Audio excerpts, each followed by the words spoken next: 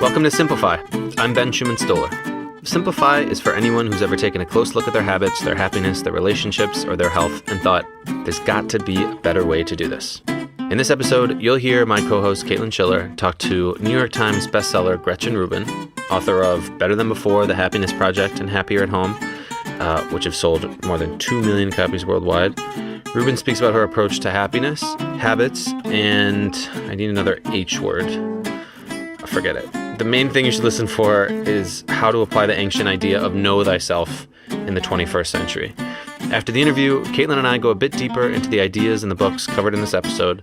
So by the end of the episode, you should have a really good idea of Rubin's #1 best-selling approach and more places you can go to learn about how to apply it in your own life. Here's Caitlin Schiller and Gretchen Rubin.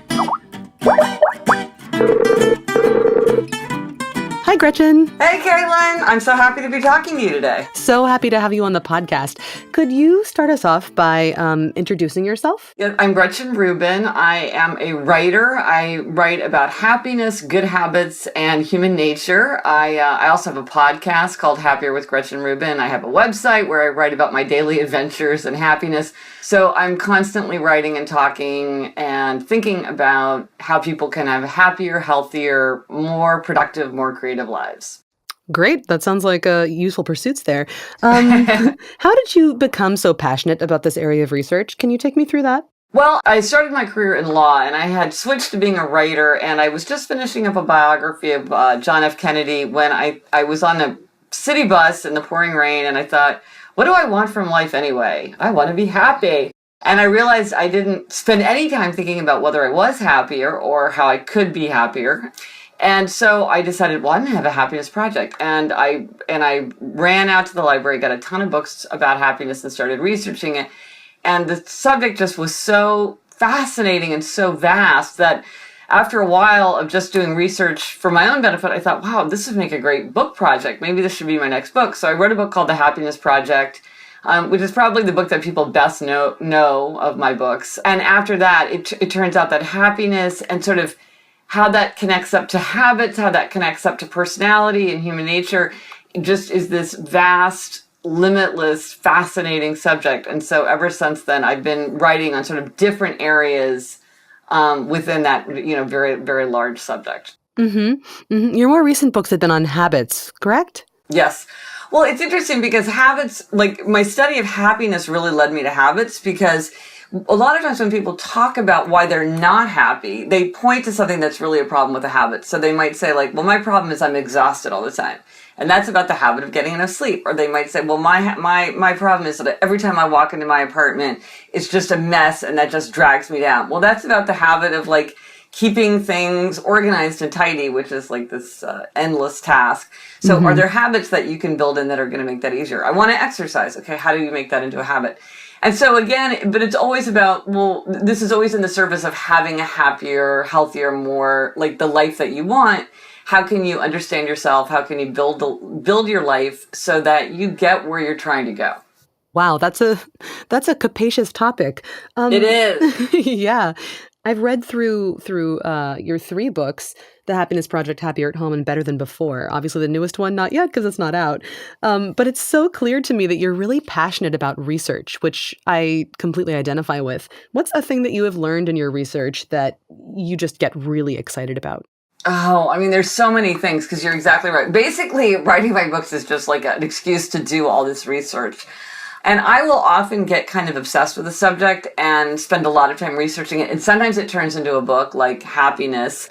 But often, like with a subject like happiness, it's so big that there's kind of like little mini subjects within it that I'll get really super excited about, like clutter. It's interesting because what I found is that for most people, outer order contributes to inner calm, really more than it should. But if you look at the research, they don't really talk about it that much. But if you look at popular culture and like what people like get excited about in real life, this is clearly something that they think about and struggle with all the time. And I wrote a little book about that I'm hoping to publish called Outer Order, Inner Calm, which is all about just Because you're like, well, it's not a big deal, like an overflowing coat closet or like too much in your in basket. It doesn't seem like it should be a big deal.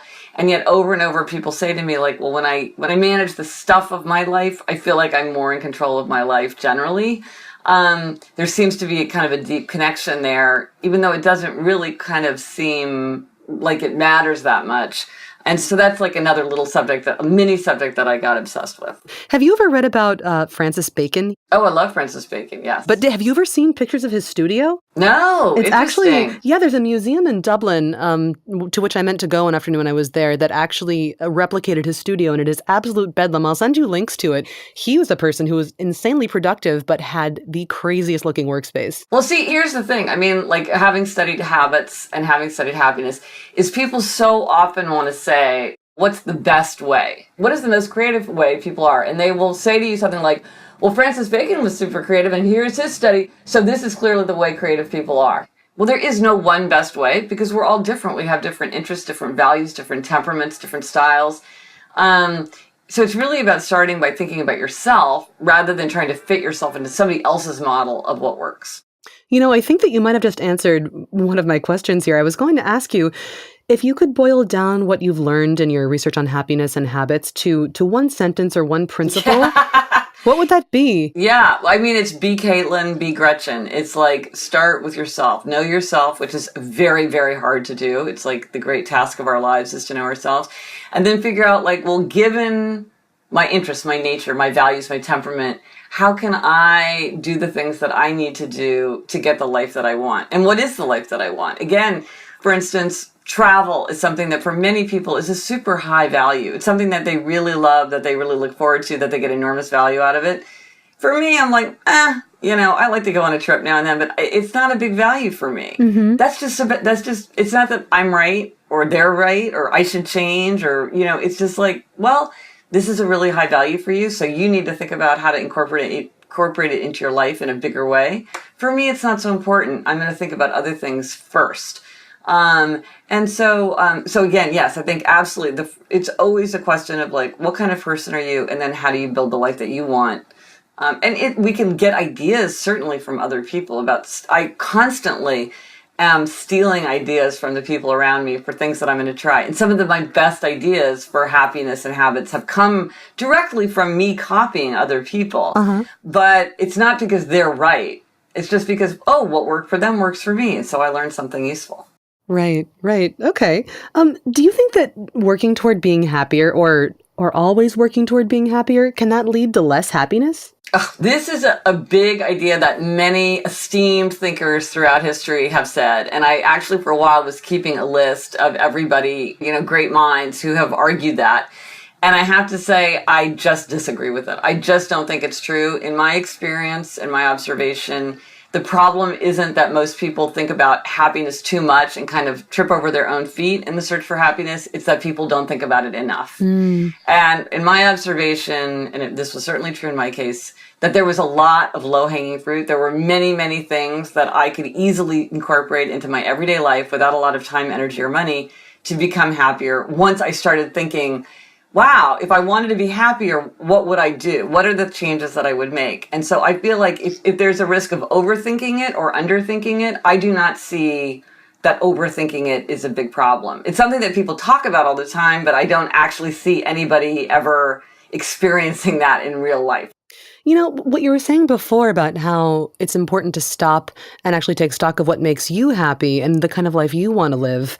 I wonder if that precise question is what can lead people who are seeking more happiness less happy, because those are big, scary questions. It requires a lot of self-reflection and willingness to change. How would you recommend people start approaching that kind of question?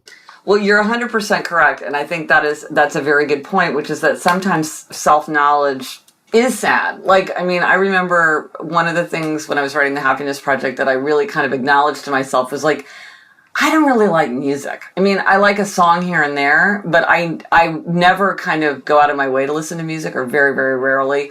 And it's something that provides so much pleasure to so many people. I totally get it intellectually, why people want to listen to music or play music or understand music or learn about music or go to concerts and all that. But I'm like, and it's just admitting that there's something that, in a way, I'm not large enough to contain that. And that there's something sort of sad about that. I remember writing on my blog something like, I finally realized that I'm never going to go to a jazz club at midnight. And somebody wrote to me and they're like, Gretchen, you live in New York City. You could totally go to a jazz club at midnight. And I'm like, It's not that I can't, it's that I don't want to. That's what makes me sad. So I think there is sadness. And one of the things, because it is so difficult to know ourselves and to acknowledge the truth about ourselves, I'm always looking for little questions that you can ask yourself that give you sort of a sidelong glance into your nature. So one good question, if you're trying to think about like maybe how you could have more fun out of life or how to make a career switch that would be more satisfying, a really good question to ask you, because those are terrifying questions. Absolutely. One question is, what did you do for fun when you were 10 years old? Because what you did for fun when you were 10 years old probably is something that you would enjoy as an adult in an adult form, either in work or play. So if you like to make things with your hands, or you like to take photographs, or you like to walk in the woods with your dog, or you like to bike, or like what I did as a 10-year-old is I would copy out my favorite quotations from books that I read, and I would write them into a blank book, and then I would accompany them with like beautiful photographs that I had cut out from magazines that I felt somehow illustrated this quotation, which is 100% what I do every day on my website. That is exactly the same pleasure. It's exactly the same process. And I have been doing it nonstop since I was 10 years old in an evolving form. And I read this wonderful interview with a woman who's a color expert for a major paint company. And the interviewer said, well, what's your training? And she said, like, I have no training except for working at this company, Farrow and Ball, except that when I was a child, I spent a lot of time rearranging my Caran d'Ache pencils to see the most beautiful color combinations. So even as a 10-year-old, she was entranced by color, and she was doing it in a child's way. Now she does it as an adult, but it's the same thing. So that's a helpful question. Another question, and this is a darker question, is whom do you envy? Envy is an emotion that's extremely unpleasant to experience. It's a kind of a shameful emotion, so we often don't even want to admit to ourselves that we envy somebody. We might say that we resent them, or we're angry at them, or we might make fun of them even, rather than admit that we envy them. But when you envy somebody, it's actually a super helpful emotion, because it tells you that somebody has something that you wish that you had yourself. And a lot of times, once you acknowledge that truth to yourself, you can take steps to get it. So for instance, speaking of the love of travel, I had a friend who was making fun of this woman in her office who was like, all she does is talk about these great trips, and she's always making plans, and like every vacation she has, she's off to here, she's off to there, very dismissively. And then she was like, wait a minute, I totally envy her. I love to travel. I wish I was organized enough to plan these cool trips. Why don't I? And it's like, why don't you? You could, so do it. And so that envy was like a big red siren going off saying, this is something that you wish you had. Now, we can't always have what we envy in other people, but often we can, or we could take steps to it. If you envy somebody that they're in like a long-term committed relationship, maybe you need to say to yourself, well, I really need to like make a game plan here of how I'm going to meet somebody. Like, I just work all the time. I never meet anybody. Like, is there anything I can do? Probably there's stuff you can do if you like really acknowledge that that's how you feel and you start trying to build it into your life. This week on Simplify, we want to give a shout out to another podcast we really like, The Innovation Show by Aidan McCullen out of Ireland. And Aidan is just someone who really cares about good ideas. He's a former pro rugby player, sort of a hotshot business consultant nowadays. But he's a great guy, and he's really passionate about smart people with good ideas. I really like his interviews. He has like a really nice style of interviewing where he just gets into a topic and he just wants to tear everything out about it. And he also gets a really broad range of thinkers on the podcast. So go search for The Innovation Show. You can find it on all your normal podcast places, and check it out. Tell him we say hi. Let's get back to Caitlin and Gretchen Rubin and hear the rest of the interview.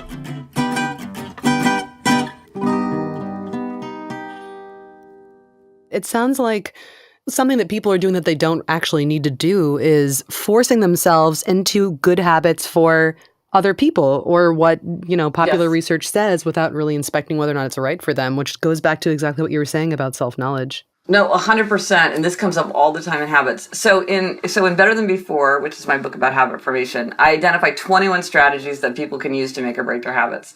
And sometimes people feel like 21's too many, like it's too many to manage, but it's actually really good because some of these work really well for some people and they don't work at all for other people. And some are available to us at some times in our lives, but not at all times of our lives.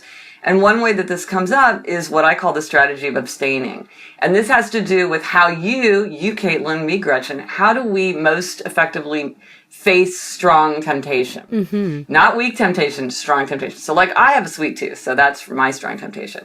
So abstainers are people who readily, like if they're all or nothing. It's not that hard for them to have none, but once they start, they're going to go all the way. So they can have no ice cream, but like I've never had half a dish of ice cream in my life. Once I start, I want dish after dish after dish of ice cream. I'm going to eat every drop. But moderators are people who they need to have a little bit. They get kind of panicky and rebellious if they're told they can never have something. So these are the people, and I'm sure you've seen them in your life, where they have a bar of fine chocolate in their desk drawer at work. And every day or two, they just have one square of fine chocolate. That's all they need. So that works for them. Moderators, if they try to give something up cold turkey, it can make them kind of weird. Like they do better when they have just a little bit, or, they're going to have a few French fries. They're going to have a little bit of chocolate. They're going to have one cookie. And that works for them. But like someone like me wants to say, like, why don't you just make a rule and stick to it? Or why don't you just give it up cold turkey? Or why do you keep breaking your own rules? Well, they just have a different way. The same thing with technology. Like, my sister had to give up Candy Crush altogether because it was actually affecting her career and her physical health. Oh, God. She couldn't play a little bit, so she just gave it up altogether. But for somebody else, playing Candy Crush for 20 minutes might be a really, really nice break in their day. And if one thing isn't working well, try something else because maybe, experiment on yourself. Maybe something else will work better. So you've been doing research on happiness and sort of habits tangentially for almost a decade now. Yeah. What do you feel sure of now that you did not know when you started? Well, I hadn't really understood what we've talked a lot about, like self-knowledge, and I hadn't understood. And this is the oldest advice in the world. Like, know thyself is on the temple of Apollo at Delphi. So this is like ancient wisdom. I'm not adding anything here, but I realize it's really true. And also relationships. The research shows this. Ancient philosophers say this, and it's really, really true. That in the end, when you talk to people who are happier, it's because they have strong, enduring relationships with other people. And this is helpful to think about because in all of our lives, we've got so many claims on our time, our energy, our money, or, if you say to yourself, really, relationships are the thing that matter most, it's like, well, should you bother to go to your college reunion? Probably you should, because that's going to help keep those relationships. Oh, you're thinking about like, oh, it'd be fun to have a Super Bowl party. Would that be a good idea? Probably it would, because having a party is something that, or, oh, there's this cool person that I think might be fun to have coffee with. Should I make the effort to send the email? Yeah, probably you should, because in the end, those relationships are the things that are really going to matter. You said before that you have 21 strategies. It was 21 strategies for making and keeping habits, or? Yeah, it's 21 strategies for, how do people make or break their habits? So you want to make a habit, you want to break a habit. These are the strategies that you can choose from. Yes. Okay. And you said for some people that's too many. And it made me think about how in the Happiness Project, there's a section in which you deal with material goods and decluttering. And you take this really, what was surprising to me, the surprising approach there, and you rail against decluttering too much and against too much simplicity. Can you talk a little bit about what that means and your stance on the limits of simplification? And you're exactly right, though, because it goes right back to this idea of know yourself. And what I've really come to see is that people really have different levels of comfort with simplicity. And in Better Than Before, I talk about abundance lovers and simplicity lovers. Mm-hmm. So simplicity lovers are like me. They tend to like sort of like bare walls, clean surfaces, not too many choices, not too much going on. Like they feel like that's really unleashes their creativity, helps them like focus, have serenity. But then there are abundance lovers and they like choice and profusion and a lot of stuff on the walls and a lot going on and collections and things like that.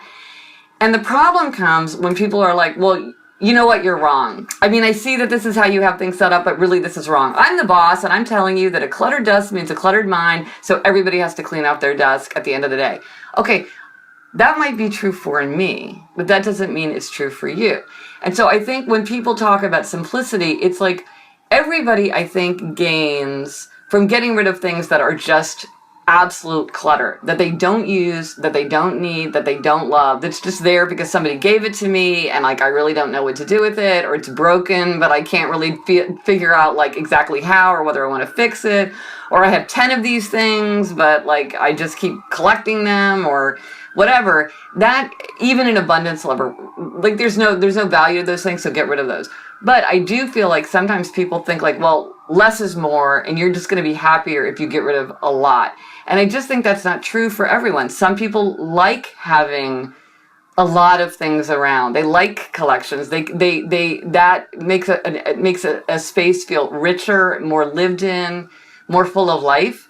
And so I think it's really about finding, well, what is the level for you that is comfortable, and then getting rid of anything that doesn't pass your standard. My mother is a person who loves things. She loves possessions. She understands material. She knows a lot about them. And I feel like her world is bigger and more beautiful because of it. And I don't share that. So I envy that in her. But her house is like full of stuff that I would, if it were my house, I would get rid of it because I just like less stuff around. Mm-hmm. That's what makes me feel comfortable. But for her, it's right. Right. If we're talking about 20-year-old Gretchen, what would Gretchen think about what it means to be happy at 20 and how we get there versus what you think it means and how we get there now? Well, the thing is, at 20, I never thought about it at all. I mean, that was my big mistake. Until I wrote The Happiness Project, I like literally had never thought about it. I mean, it's funny to say, but I really think it's just a very easy thing never to think about at all. So I never thought about, well, what kind of person was I, or what did I want, really? I mean, and this is sort of the subject of my next book about the Four Tendencies. The Four Tendencies divides the world into 4 kinds of people, and the kind of person I am is just very good at kind of executing, both like meeting outer expectations and inner expectations. So I'm like, oh, I should go to law school. I'm just like, okay, whatever it takes, I'll do it, and I did very successfully. But I never really thought about like, why am I doing this? Like, what do I want? So 20-year-old Gretchen never thought about it at all. It took me a long time to get there. Yeah. Okay. I don't think 20-year-old Caitlin thought about it too much either, to be honest. We're so busy at that point, I think, just doing what we're told, and we are so unfamiliar with asking ourselves those important questions. Yes. Yeah. Well, and you feel like you could go in a lot of different directions. Mm-hmm. So it's hard to sort of choose. Now that's why knowing yourself is something that takes a lifetime. Mm-hmm. If you could recommend a book to someone to help them know themselves better, something you've read, because you've read so much. That's also a thing that's very clear from your books. You've done the work. If you could recommend a book to someone to get to know themselves a little bit better and to be able to make these kinds of decisions in a more intelligent, concerted way, is there anything that you'd recommend they read? Well, unfortunately, the book that I think I gained the most from, or the writer I gained the most from, is Samuel Johnson, who's the very, very famous 18th century essayist and lexicographer. I love him. I will say, you do? Okay. I do. He's not, but he's not for everyone. No. Yeah, it's 18th century prose at its most florid. And it I think for many readers, it's would be a challenging read. And the book that you would read is The Life of Samuel Johnson by Boswell, or his essays. He's got all these marvelous essays that are basically about human nature.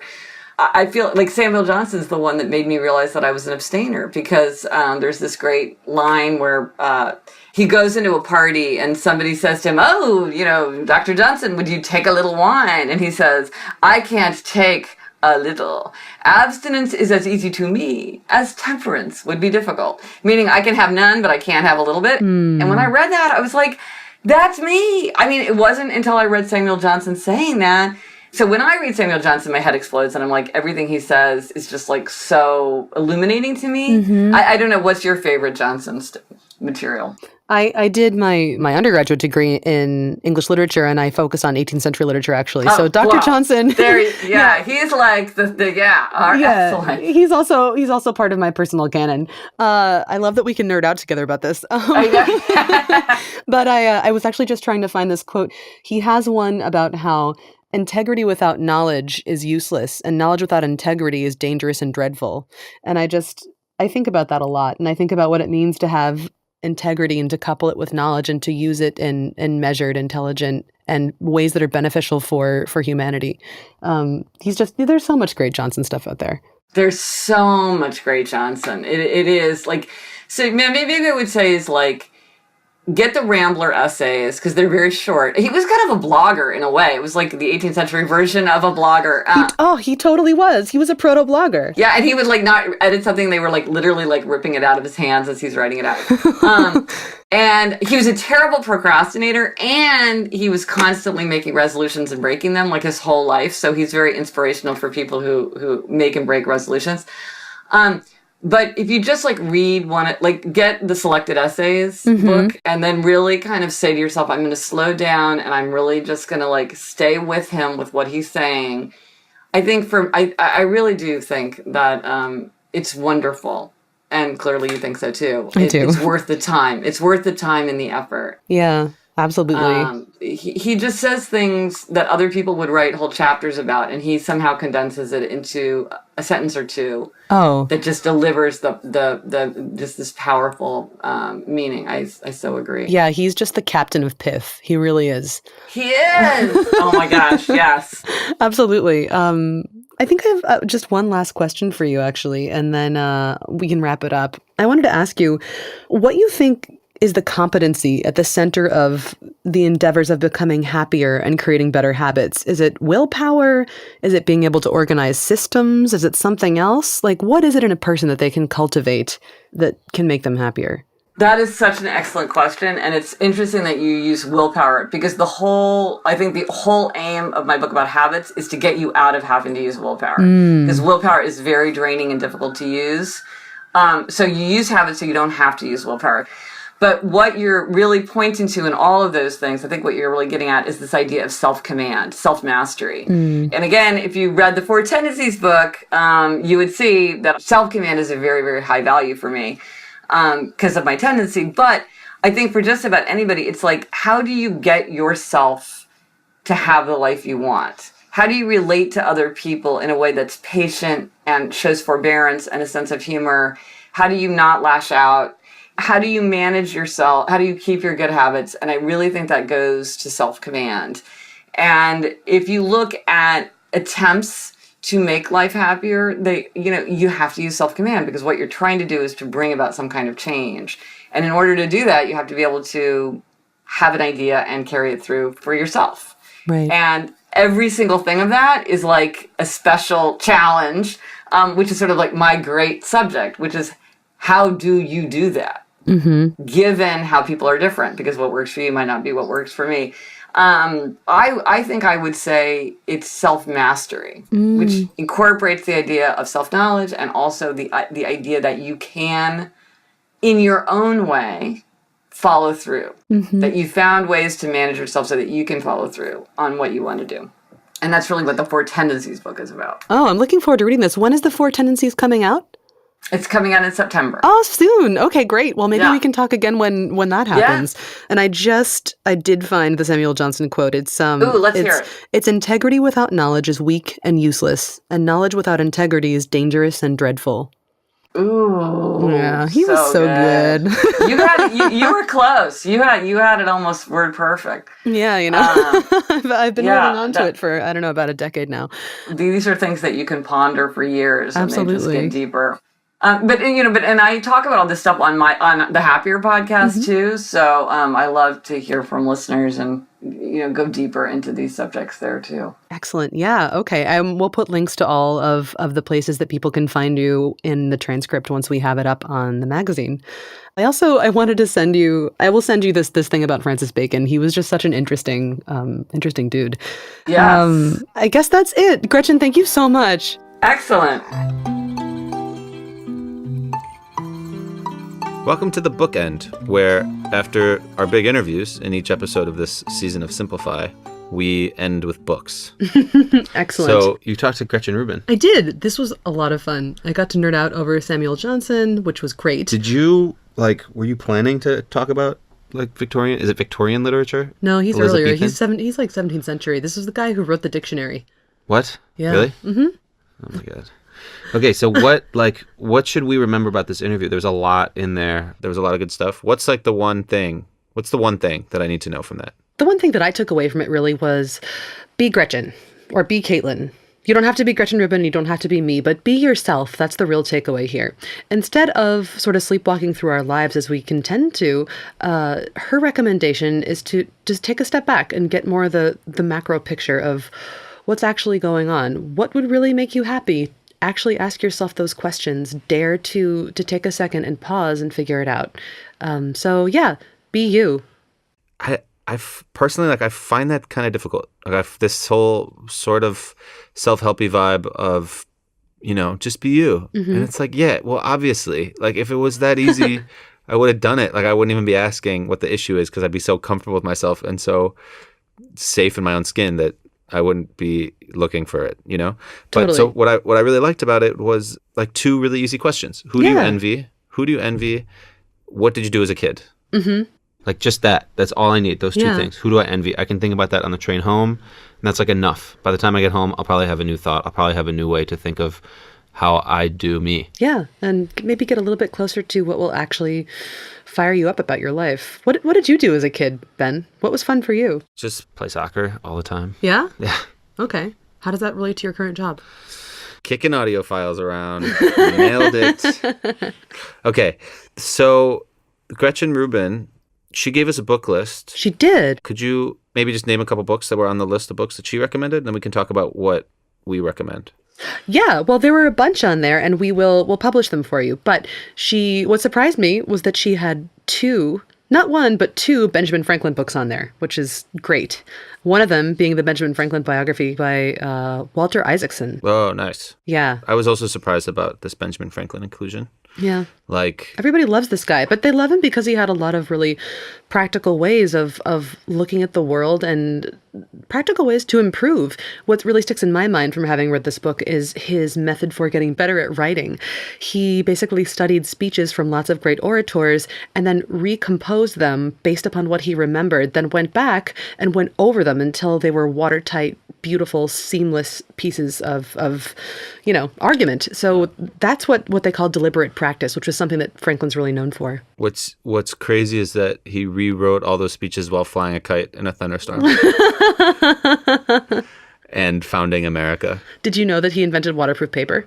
But Walter Isaacson wrote that biography. He's one of the coolest biographers out there. So, okay. Another book. What's another book? Yeah. Another book. So this is one that I picked. Gretchen didn't have it on her list, but maybe she would. I don't know. We'll have to ask her. It's called The Power of Habit. It's by Charles Duhigg, which is...